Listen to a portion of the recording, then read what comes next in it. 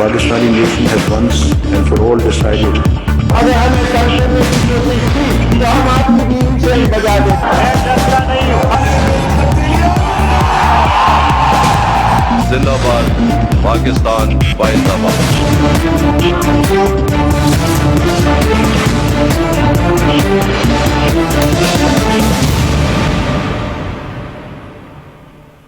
जी से शुरू होता है हर सवाल और हर जरूरी सवाल के जवाब के लिए तजुर्बे, तहकीक और हकाइक पर मबनी पाकिस्तान का सबसे काबिल एतबार न्यूज प्रोग्राम जी फॉर गरीदा। जी अस्सलाम वालेकुम। आज की सबसे बड़ी खबर है कि नए आर्मी चीफ की तैनाती हो गई है। जनरल कमर जावेद बाजवा 16वें आर्मी चीफ ऑफ पाकिस्तान।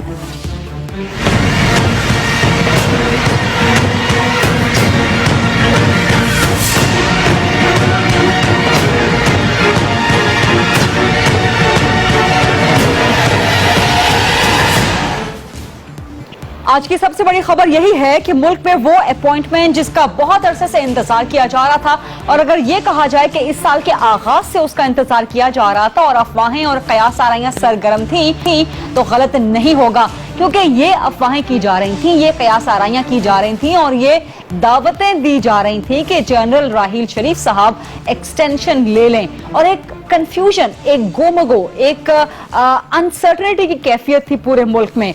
लेकिन आज वजीर आजम नवाज शरीफ ने 16वें आर्मी चीफ ऑफ पाकिस्तान की तैनाती कर दी है।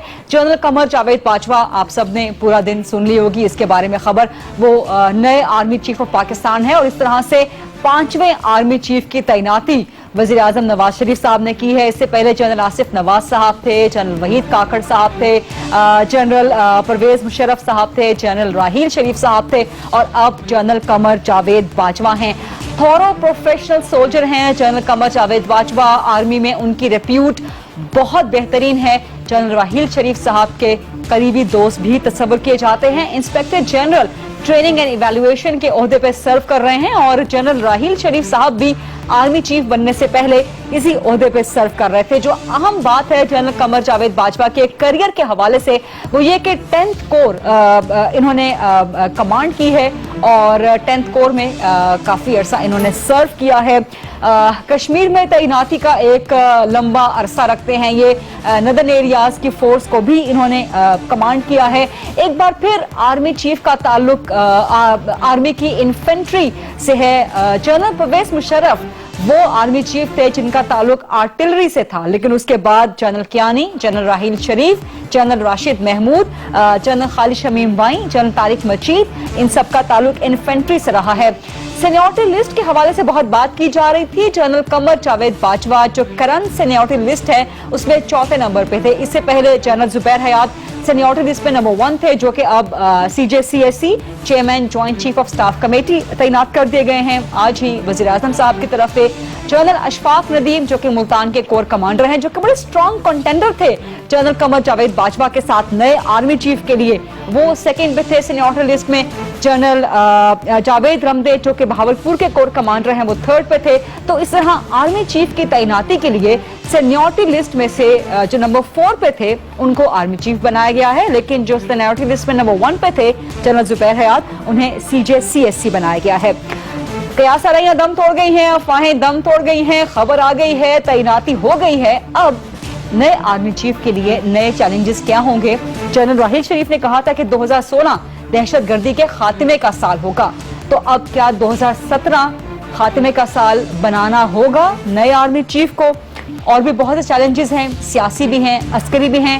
इन्हीं सब मामलात पे और इनके अलावा मुल्क में जो भी माहौल चल रहा है, चाहे वो सियासी है, वो मुआशी है और भारत के साथ जो ताल्लुकात हैं, इस पर आज बहुत एक खास शख्सियत से हम बात करने जा रहे हैं, खुसूसी गुफ्तगू करने जा रहे हैं, और वो हैं साबिक सदर और army chief general Pervez Musharraf साहब, जो कि लंदन से हमारे साथ हैं। अस्सलाम वालेकुम जनरल साहब, बहुत शुक्रिया वक्त देने के लिए and so good to talk to you after so long. कैसे हैं आप? Thank you very much Garida, it's my pleasure. मैं बिल्कुल ठीक हूँ अल्हम्दुलिल्लाह। तबीयत ठीक है आपकी?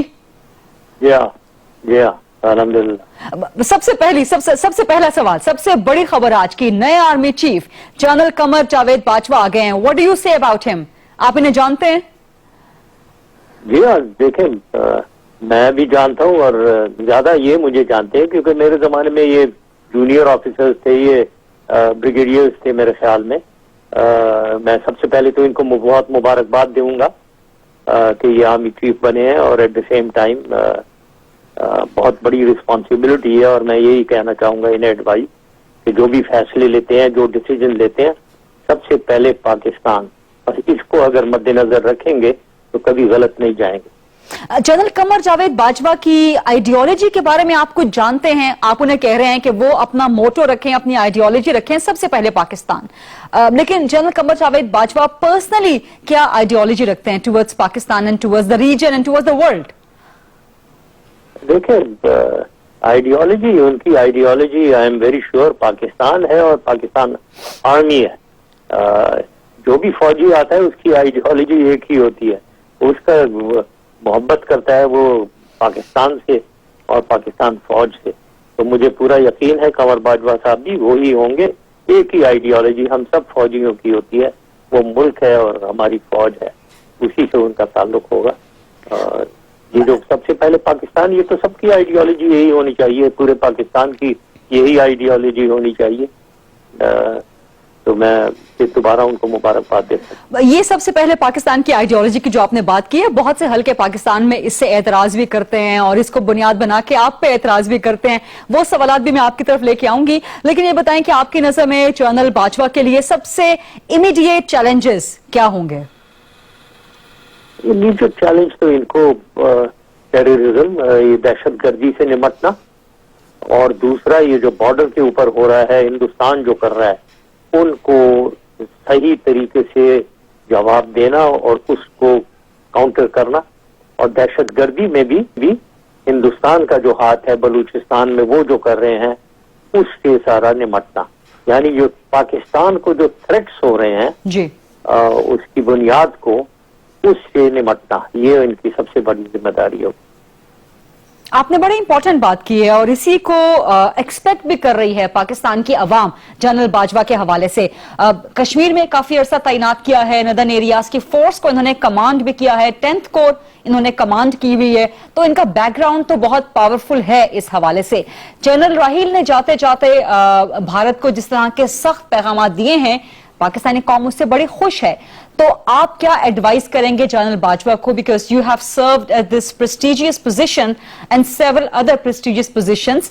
आप क्या एडवाइस करेंगे जनरल बाजवा को कि भारत के साथ एग्रेसिव अपनाई जाए स्ट्रैटेजी या मुज़ाकरात बातचीत की तरफ बढ़ा जाए? स्ट्रैटेजी क्या होनी चाहिए military? Very aggressive, very aggressive.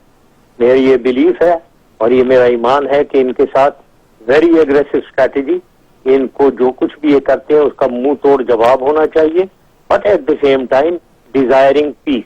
अगर ये सारा कुछ छोड़ के अमन की तरफ चलना चाहते हैं, डिस्प्यूट्स की रेजोल्यूशन की तरफ चलना चाहते हैं, उसमें हमें पीछे नहीं रहना चाहिए।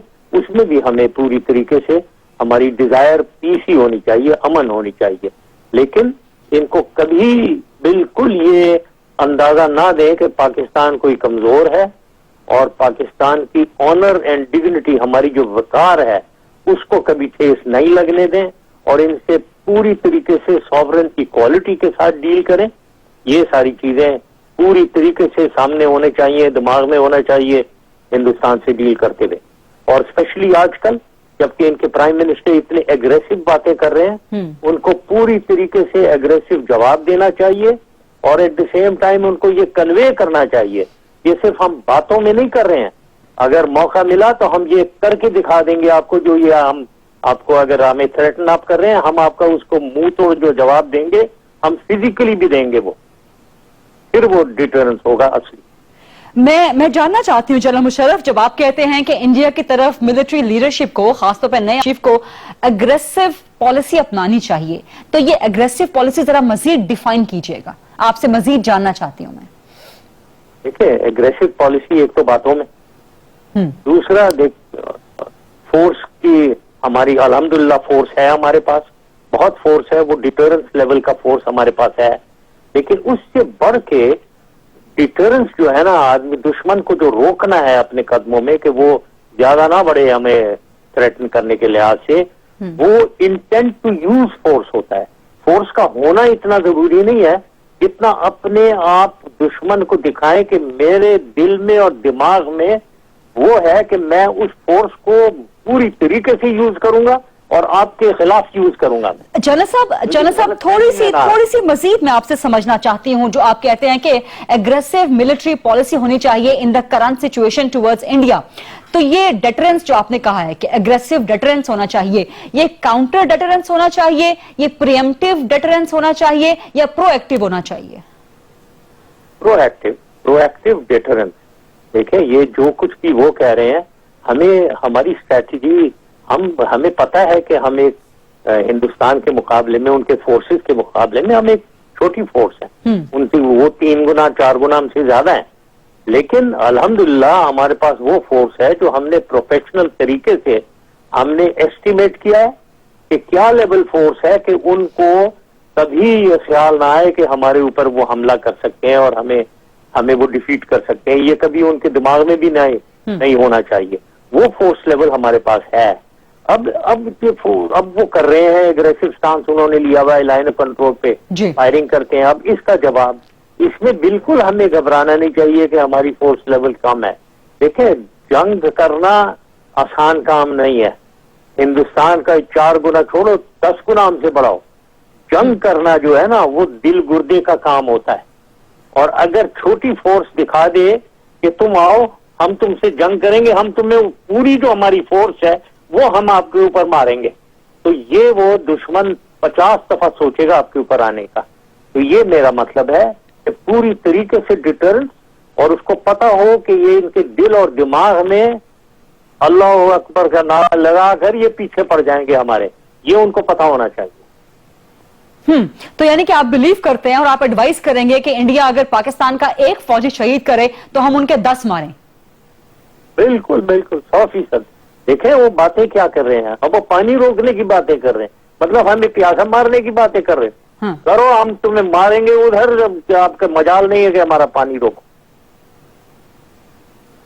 चलो मुशर्रफ, मुझे एक ब्रेक लेनी है, और ब्रेक जो आपकी ये एडवाइजरी पॉलिसी है टुवर्ड्स न्यू आर्मी चीफ, इसके हवाले से मजीद बात करेंगे, सियासत के हवाले से भी बात करेंगे। जनरल परवेज मुशर्रफ की वतन वापसी के चांसेस क्या हैं और उनकी तबीयत कैसी है, मजीद बातें करेंगे एक ब्रेक के बाद।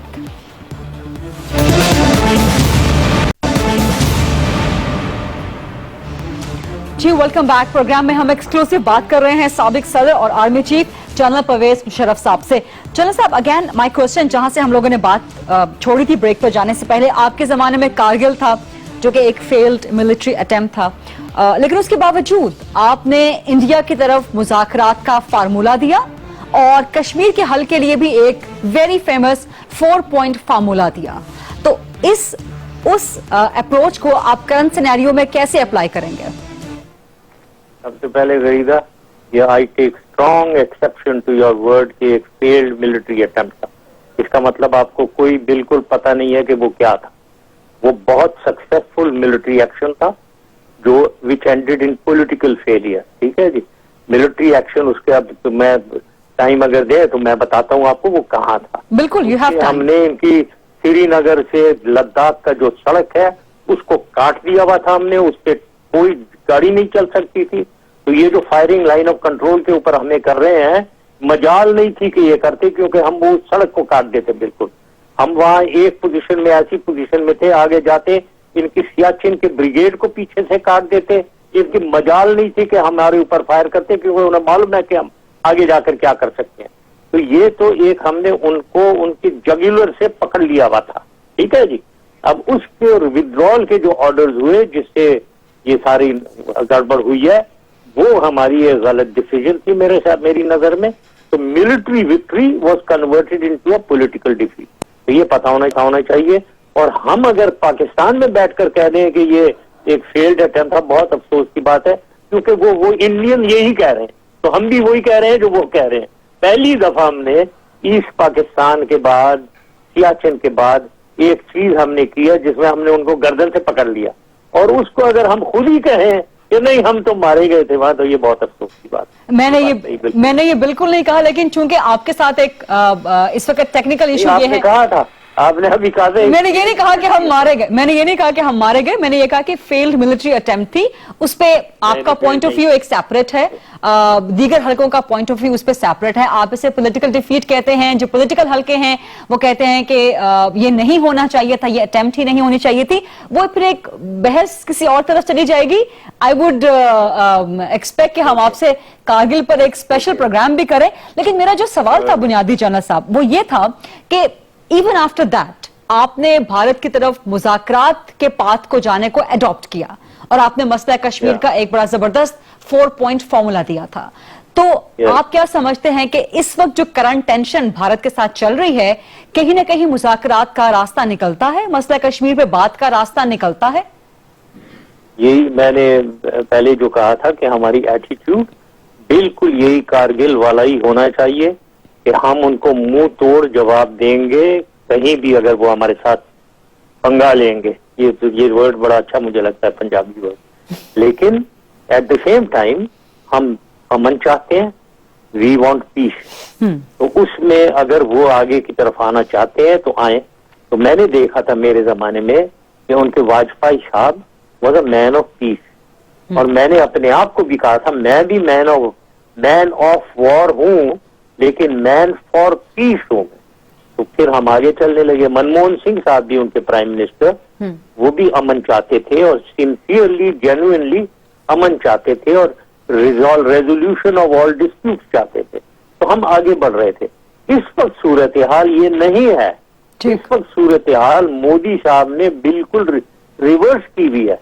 वो तो एक एग्रेसिव स्टांस में है, पाकिस्तान को दबाना चाह रहे हैं, सिर्फ अल्फाज में नहीं, फिजिकली वो बलूचिस्तान में कर रहे हैं और मेरे ख्याल में सिंध और कराची में भी कर सकते हैं। तो ये तो एक इसका जवाब तो अलग है। सबसे पहले तो उनको ठंडा करना पड़ेगा कि भाई ये बंद करो, ये हम कोई भूटान नहीं है। हम ये उनको बताना पड़ेगा कि don't please think that we are Bhutan. हम आपके साथ वही करेंगे जो आपको कभी ख्याल भी नहीं हो सकता। तो ये जब ठंडे पड़ जाएंगे, फिर अगर वो पीस की तरफ, अमन की तरफ चलते हैं तो हमें आगे आना चाहिए। आप भारत को भी पैगाम दे रहे हैं कि वहां से जहां से अंदाजा भी नहीं होगा। देखिए, फोर्स की मेरी तो थ्योरी है, डिटरेंस जो है ना, जो हमारी स्ट्रैटेजी है, मिलिट्री स्ट्रैटेजी ऑफ डिटरेंस है। Deterrence is having a force, सिर्फ हैविंग अ फोर्स नहीं है, प्रेजेंस ऑफ फोर्स डिटरेंस नहीं है। The ability and the intent to use that force, वो है होता है डिटरेंस। वरना अगर एक आपने फोर्स रखा हुआ है लेकिन दुश्मन को पता है डरपोक आदमी है, ऐसे कभी कुछ यूज ही नहीं करना है, तो वो डिटरेंस नहीं होता। डिटरेंस वो है कि आप छोटे होंगे लेकिन एक जो है ना सरफिरा आदमी नहीं ले, आम लड़ाई में एक सरफिरा बंदा हो, वो अगर कमजोर भी है, आदमी कहे इसे मत भिड़ो, ये पागल आदमी है। तो ये आपको बताना है कि हमारी फोर्स है और हम पूरी तरीके से इसको इस्तेमाल करेंगे आपके खिलाफ। तो जनरल साहब, आप समझते हैं, इन शॉर्ट आप समझते हैं कि जब तक मोदी भारत में वजीर आज़म है तब तक पाकिस्तान के चांसेस नहीं है भारत के साथ to restore and to walk towards the path of peace? आप ये समझते हैं मुज़ाकरात नहीं हो सकते भारत के साथ तब तक? फिलहाल यही लग रहा है। फिलहाल यही लग रहा है कि कोई मुज़ाकरात नहीं हो सकते। वो अमन चाहते ही नहीं है, और अगर अमन चाहता है वो अपने टर्म्स पे चाहता है। वो अमन चाहता है कि आपकी सॉवरन इक्वालिटी को ना रखे जाए, आपकी ऑनर एंड डिग्निटी, आपका विकार, आपकी इज्जत को ठेस पहुंचाकर आपको घुटनों टेकवाना चाहता है। उसके बाद आपको अमन की तरफ लाना चाह रहा है। जनरल साहब, एक तो कंट्रोल लाइन पे भारत की जारहियत जारी है, उसके अलावा मकबूजा कश्मीर में जो हालिया भारत की रियासती दहशतगर्दी है उसको तकरीबन 4 मंथ्स हो गए हैं, 4 महीने हो गए हैं। मसला कश्मीर आपने एक बड़ा जबरदस्त 4 पॉइंट एजेंडा, 4 पॉइंट फॉर्मूला दिया था, जो कि उसके बाद फिर सर्कमस्टांसेस चेंज हुए पाकिस्तान में, भारत में, रीजनल, इंटरनेशनल, तो वो एक तरह से ऑब्सोलीट हो गया। क्या आपकी नजर में कोई नया फॉर्मूला है मसला कश्मीर के हल के लिए? नहीं, मेरी नजर में कोई नहीं है, ना किसी ने कोई दिया है, ना उससे पहले ना उसके बाद किसी ने कोई भी फॉर्मूला दिया। तो लिहाजा मैं ये कहता हूं कि वो फॉर्मूला बेस्ट था। या तो कोई आदमी आए ना कि ये कोई और सोल्यूशन भी दे, ना उससे पहले किसी ने सोल्यूशन दिया है ना उसके बाद दिया है। तो आप समझते हैं कि वो 4 पॉइंट फॉर्मूला अभी भी एप्लीकेबल है मसला कश्मीर के हल के लिए? Yes yes yes, why not, yes applicable है। ओके, या उसमें आप कोई चेंजेस प्रपोज करेंगे? नहीं, कोई चेंजेस नहीं फिलहाल। That is the best, I mean उसमें मुझे तो नहीं नजर आता कोई और उसमें चेंजेस होने चाहिए। It is the best in the interest of Kashmiri, और वो पाकिस्तान के इंटरेस्ट में भी है, हिंदुस्तान के इंटरेस्ट में भी है, और कश्मीरियों के भी इंटरेस्ट में है, जो सबसे इंपॉर्टेंट बात। जनरल साहब, आपसे गुफ्तगू बहुत अच्छी चल रही है और मुझे अंदाजा हो रहा है कि वक्त की बहुत कमी है। एक छोटी लेनी है ब्रेक के बाद जब हम वापस आएंगे तो जनरल परवेज मुशर्रफ साहब से बहुत से सवालात ना सिर्फ सियासी मामलात के हवाले से बल्कि अस्करी मामलात के हवाले से भी करने वाले हैं, और ये सवाल भी करेंगे कि क्या जनरल कमर जावेद बाजवा की अपॉइंटमेंट बल्कि जनरल राहील की मुकर्रर मुद्दत पे रुखसत से क्या फौज में एक्सटेंशन की रिवायत दम तोड़ गई है? सवाल करेंगे जनरल मुशर्रफ से एक ब्रेक के बाद। जी वेलकम बैक। हम बात कर रहे हैं साबिक सदर और army chief general Pervez Musharraf साहब से। जनरल मुशर्रफ साहब, जनरल राहील के बारे में बड़ी कयास आराइयां की जा रही थी, बड़ी अफवाहें थी, आ जाओ मत जाओ, खुदा के लिए ये कर दो वो कर दो, लेकिन उन्होंने एक थॉरो प्रोफेशनल सोल्जर की तरह अपने वक्त पे रिटायरमेंट ली और काफी इज्जत कमाई है उन्होंने इस अपने इकदाम से। जनरल कियानी का दौर इसमें सबके सामने था, आपका दौर इसमें सामने था। लोग ये कह रहे थे कि जनरल मुशर्रफ साहब ने और जनरल कियानी साहब ने फौज में एक्सटेंशन की रिवायत डाल दी है, इसके बारे में क्या कहेंगे आप? और सेकेंडली, क्या आप समझते हैं कि फौज में एक्सटेंशन की रिवायत अब तोड़ दी है जनरल राहील शरीफ साहब ने? अब कोई नया जनरल, कोई नया आर्मी चीफ एक्सटेंशन कभी नहीं लेगा? हाँ, एक्सटेंशन की रिवायत नहीं होनी चाहिए अनलेस इट इज एसेंशियल। जैसे मैंने कहा है कि in the interest of Pakistan, सबसे पहले पाकिस्तान के हवाले से अगर कोई बात है तो फिर ही ये होनी चाहिए, वरना नहीं लेनी चाहिए। बिल्कुल सही है। तो इस लिहाज से जनरल राहील शरीफ साहब ने एक अच्छी ट्रेडिशन डाली है, बिल्कुल। लेकिन ये कहना आइंदा कभी नहीं होगा। पाकिस्तान में इतनी अभी तक स्टेबल सिचुएशन नहीं है जिसमें हम कह सकें कि बिल्कुल पाकिस्तान की डेमोक्रेसी स्टेबलाइज हो गई है और आइंदा कभी ये चीजें नहीं होंगी, तो ये नहीं कहा जा सकता। जनरल साहब, ये आपने बड़ी इंटरेस्टिंग बात की है, ये स्टेबिलिटी सिविलियन साइड पे नहीं है, सिविलियन अप्रोच में नहीं है, या ये स्टेबिलिटी मिलिट्री अप्रोच में नहीं है?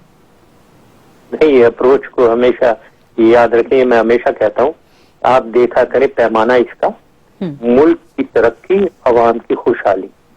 जब मुल्क की तरक्की हो रही हो, अवाम की खुशहाली हो रही हो, तो कोई भी मिलिट्री वाला कभी इंटरवीन नहीं करेगा। ये मेरा पूरा यकीन है, ईमान है। मिलिट्री बिल्कुल अलग रहना चाहती है, अपनी ट्रेनिंग करना चाहती है, अपनी बैरिक्स में रहना चाहती है। लेकिन जब अवाम बदहाल हो, मुल्क में तरक्की ना हो रही हो, तो फिर ये प्रॉब्लम शुरू होते हैं। तो वो होता है बात। तो ये बात नहीं है कि भाई ट्रेडिशन कौन सी है, कोई ट्रेडिशन नहीं है।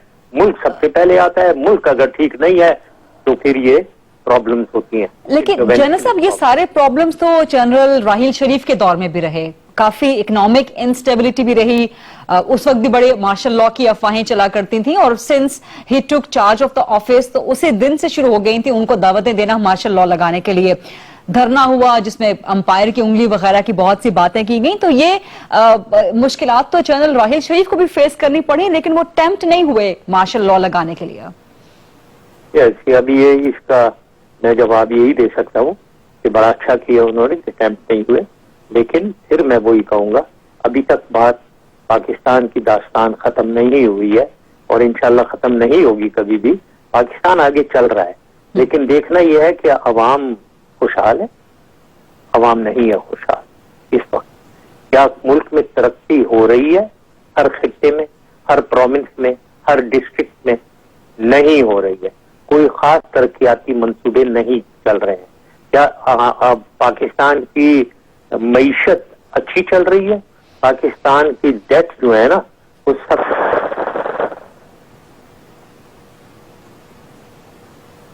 मेरे बच्चे, मेरे ग्रैंड चिल्ड्रन करेंगे, ठीक है ना, और आप भी करेंगे, आपके बच्चे भी करेंगे। तो ये चीजें देखने की चीजें होती हैं।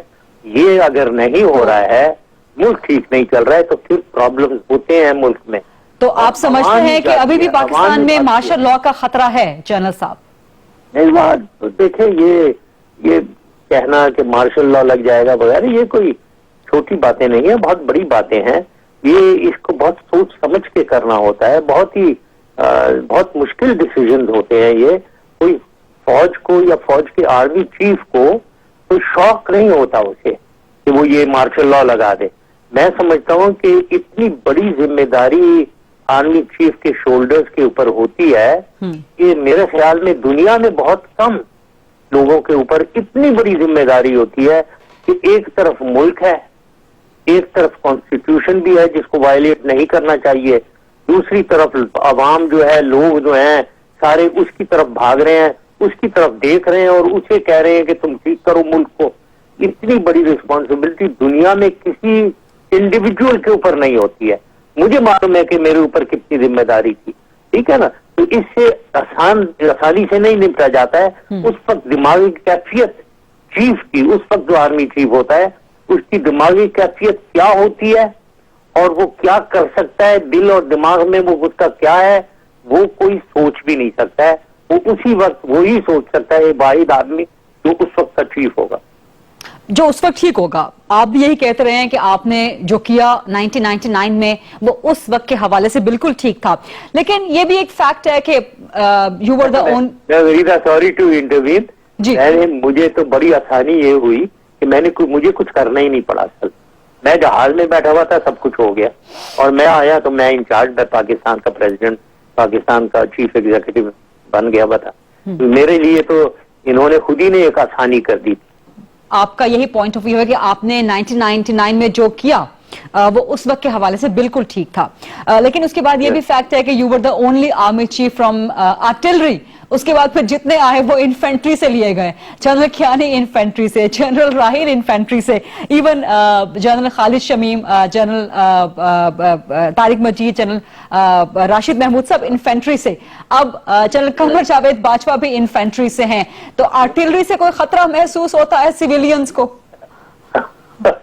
नहीं, कोई ऐसी बात नहीं है, कोई ऐसी बात नहीं है। ये इन्फेंट्री और आर्टिलरी का मामला नहीं है, ये बहुत बड़ी चीज है। This is too serious a matter कि ये होती है हमारी छोटी मोटी inter arm rivalries, infantry, armour, artillery वगैरह, लेकिन एट दिस लेवल बिल्कुल ये नहीं होती नहीं है, होनी नहीं चाहिए। This is too serious a matter कि हम आर्टिलरी और इन्फेंट्री में पड़ जाए। एट अ सर्टेन लेवल ये सब हम स्ट्रेटेजिक लेवल के पे आ जाते हैं। जो ऑपरेशंस भी हैं, मिलिट्री ऑपरेशंस भी हैं, वो स्ट्रेटेजिक एक डायमेंशन इख्तियार कर लेती हैं। वो अब भी आर्टिलरी और आर्मर नहीं, इसको तो पूरा एक कॉन्सेप्ट जो है, पूरी आर्मी और कोरों को लड़वाना और ऑपरेशन करवाना, उसका कोई इससे नहीं। जिस फाइटिंग आर्म से आप हैं, इन्फेंट्री, आर्मर, आर्टिलरी से, आप अच्छे हो बुरे वही होंगे जितनी आपकी क्वालिटी है। जनरल मुशर्रफ साहब, मुझे अगेन एक ब्रेक लेनी है अनफॉर्चुनेटली, अदरवाइज आई विश्ड कि आपसे बातचीत चलती रहे। बातें बहुत सारी हैं, एक ब्रेक लेते हैं। ब्रेक के बाद जब वापस आएंगे तो सियासत के हवाले से जनरल परवेज मुशर्रफ साहब से बात करेंगे।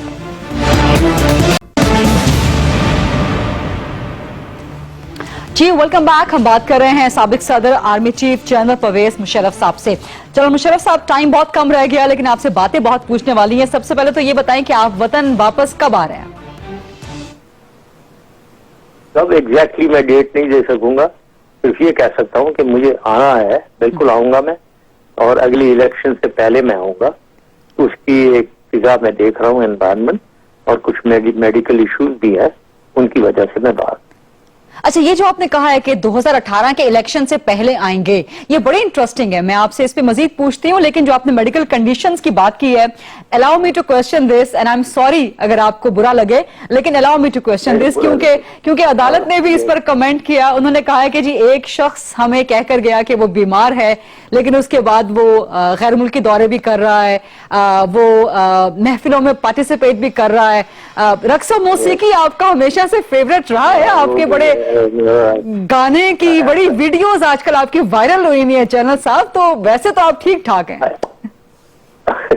क्या मतलब, अगर मैं इतना सारा मैं गाना भी नहीं, मेरी आवाज नहीं निकलती है क्या मैं हिल नहीं सक रहा हूँ, मैं बेड रिडन हूँ, कोई ऐसी बात नहीं है। मैंने कई दफा एक्सप्लेन किया। देखिए मेडिकल प्रॉब्लम है and it is a fact है। मैं कोई किसी को शक है तो मैं अपनी MRI और CT स्कैन उसको एक्सरे भेज देता हूँ। मेरे बैकबोन में एक एयरलाइन फ्रैक्चर है ना, उसका असर ओकेजनली मुझे हो जाता है। 1-2 साल में मेरी अकड़ जाती है बैक, उसकी ट्रीटमेंट फिर मैं करवाता हूँ, ठीक हो जाती है। लेकिन मुझे डॉक्टर ऑर्थोपेडिक्स ने पाकिस्तान में, फिर मैंने लंदन में भी चेक करवाया और अमेरिका में भी चेक करवाया, अभी जो मैं गया हुआ था, वो बिल्कुल कंफर्म करते हैं कि ये ज्यादा सीरियस फ्यूचर में हो सकता है। तो इट डिपेंड्स ऑन यू कि आप इसको ऑपरेट करवा कर इसको फिक्स कर दें या छोड़ दें कि कुछ इंशाल्लाह ताला नहीं होगा। तो ये आपकी डिसीजन है। तो मैं ये फैसला लेने वाला हूँ अनकरीब। अच्छा, कि इसको मैं इंटरवेंशन करवा लूं और इसको बिल्कुल फिक्स कर दूं, या मैं अल्लाह तवक्कुल छोड़ दूं कि उम्मीद है कि मुझे कुछ नहीं होगा। नहीं, अल्लाह आपको सेहत दे, अल्लाह आपको सेहत दे, हमें शक नहीं है। अदालत ने इस पर कुछ शुबहात का इजहार किया है, तो आपने कहा कि जिसको शक है आप उसे अपनी मेडिकल रिपोर्ट्स भिजवा देंगे, तो अदालत में भिजवा देंगे फिर आप? रिसेंट मैंने भिजवाई हैं, वो रिपोर्ट्स हैं, वो देखें तो सही, उसी की वजह से मैं आया हूँ। बिल्कुल है, वो आपकी वीडियोस देखते हैं ना, वो रिपोर्ट्स भी देखते हैं, और जब आपकी वीडियोस देखते हैं जिसमें आप खड़े होकर रक्स कर रहे हैं, तो फिर वो कहते हैं कि फिर रीढ़ की हड्डी में तो प्रॉब्लम नहीं है अगर जनरल मुशर्रफ साहब खड़े रक्स कर रहे हैं। चले उनसे पूछे कि मैं वो खटक डांस तो नहीं कर रहा हूँ ना, जिसमें कोई बैक के ऊपर जोर लगे, या कोसैक डांस जो होता है रशियंस का, वो भी नहीं कर रहा हूँ, जिसमें बड़ा जबरदस्त कोई जिम्नास्टिक्स करनी होती है। हालांकि मैं जिम्नास्टिक्स करता रहा हूँ अपने जमाने में, बाय द वे। तो ये चीजें मैंने इतनी दफा कहा है कि मैं बेड रिडन तो नहीं हूँ भाई। तो ये बात नहीं है। अल्लाह ना करे कि आप बेड रिडन हो, अल्लाह ना करे, वरना आप बेड रिडन हो गए तो फिर आपका वतन वापस आने का चांस कम हो जाएगा। हम चाहते हैं कि आप वतन वापस आए। आऊंगा मैं, बिल्कुल। एक्सीलेंट। अब वो जो आपने बात की कि 18 के इलेक्शन से पहले आप आएंगे और आप जो हालात देख रहे हैं, क्या मैं इसको हिंट समझूं कि आप किसी एग्जिस्टिंग पॉलिटिकल पार्टी को ज्वाइन करने जा रहे हैं, उसके पाकिस्तान विंग को ज्वाइन करने जा रहे हैं? बिल्कुल नहीं, बिल्कुल नहीं। ये मुझे मालूम है, उधर काफी लोग कोई स्टेटमेंट भी किस लोगों ने दी है। हाँ। कुछ ने कहा है कि जी कोई वैकेंसी नहीं है वगैरह, इस किस्म की बातें। तो भाई मैं कोई वैकेंसी नहीं ढूंढ रहा हूँ यार, मैं I am above these vacancies वगैरह। ये वैकेंसीज आप अपने पास रखें। okay. मैं पाकिस्तान की सोच रहा हूँ, और पाकिस्तान के हवाले से किसी भी मैं पार्टी को, एक लोकलाइज पार्टी को ज्वाइन करके उनका हेड बन जाऊं, और मैं जनाब 25 सीटें ले लूं और मैं MNA बनकर आकर असेंबली में बैठ जाऊं, क्या ये मेरी सोच है? क्या मुझे आप इतना छोटा समझते कि मैं आकर MNA बनकर असेंबली में बैठना चाहता हूं? मैं आज भी अगर मुझे ये कोर्स अलाउ करें, मैं किसी सीट से मैं खड़ा होऊंगा, मैं इलेक्ट हो जाऊंगा। लेकिन मेरा मकसद ये तो नहीं है कि मैं MNA बन के उधर आ जाऊं, असेंबली में बैठ जाऊं अकेला। मेरा मकसद तो पाकिस्तान है। अब पाकिस्तान की, जैसे मैंने बताया दोबारा, हालत अच्छी नहीं है। उसके लिए मैंने कहा है कई दफा कि तीसरा पॉलिटिकल फोर्स चाहिए। वो तीसरा पॉलिटिकल फोर्स बनाने के हवाले से, अगर ये जो कराची और सिंध में मैं देख रहा हूं जो कुछ भी हो रहा है, अगर इसमें लोगों को इकट्ठा किया जाए बियॉन्ड एथनिसिटी, मैं बिल्कुल एथनिक एंटिटी में नहीं बिलीव करता हूं। ये पाकिस्तान में हम सब पाकिस्तानी हैं। मैं चाहता हूं कि उर्दू स्पीकिंग हो, पंजाबी हो, पठान हो, बलोच हो, सिंधी हो, सब अंडर वन अम्ब्रेला आने चाहिए। अगर आती है आप सबको पाकिस्तानी, आप सबको पाकिस्तानियत के अम्ब्रेला के अंडर इकट्ठा करना चाहते हैं। बहुत जबरदस्त बात है। अब जनरल साहब, हम समझ लें कि आप 2018 के इलेक्शन में फिर हिस्सा लेंगे? उम्मीद है मुझे, अनलेस देखें, उसकी तैयारी चाहिए, उसकी एक एनवायरनमेंट चाहिए, और वो क्रिएट करनी है। अगर वो हो गई तो बिल्कुल हिस्सा लेंगे, बिल्कुल 100%। ठीक है। और आप पुर यकीन है कि इलेक्शन 18 में ही होंगे, अब उससे पहले नहीं हो सकते? ये पहले भी हो सकते हैं, लेकिन पता नहीं, मेरे ख्याल में नहीं हो, उससे पहले नहीं हो सकते। I don't think so. Okay, तो फिर सूरत हाल पाकिस्तान की इतनी खराब हो जाए कि वो इलेक्शन कराने पड़े, या कोई कोई इंटरवेंशन होनी पड़े, वो तो फिलहाल नहीं है, वरना मुझे लग रहा है 2018 किस किस्म की इंटरवेंशन की आपको खतरा है? मैं समझता हूँ कि कोर्ट में चल रहा है ना, केस चल रहा है ना, 29 को है ना इसकी, पनामा का। ये क्या आगे से गया, पैनामा लीक है, very serious matter, extremely serious matter.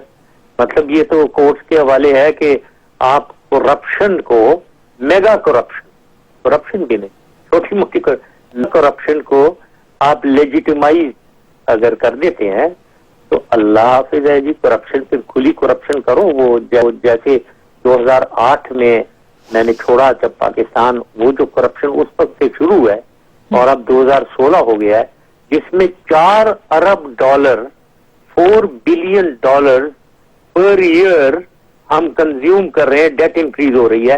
कहां कंज्यूम कर रहे हैं कोई पता नहीं, कोई मुझे आज तक नहीं बता सकता, no economic expert, nobody can tell me कि यार ये $4 अरब का मुझे बताओ कौन से डेवलपमेंट प्रोजेक्ट पाकिस्तान में लगे हैं। $1 अरब का तो बता दो। $4 अरब खर्च हो रहे हैं, हर साल डेट हमारा इंक्रीज हो रहा है। ये सूरत हाल हमारी बहुत बुरी है, इसको ठीक करना होगा। चलो मुशर्रफ साहब, बहुत अच्छी डिस्कशन रही आपसे। आई विश के टाइम ज्यादा होता क्योंकि अभी भी बहुत से सवालात रह गए हैं, लेकिन आई एक्सपेक्ट कि आपसे एक और इंटरव्यू, एक और निशिस्त फिर रहेगी। ये था आज का प्रोग्राम, देखने का बहुत शुक्रिया। I will see you next Thursday. Allah Hafiz.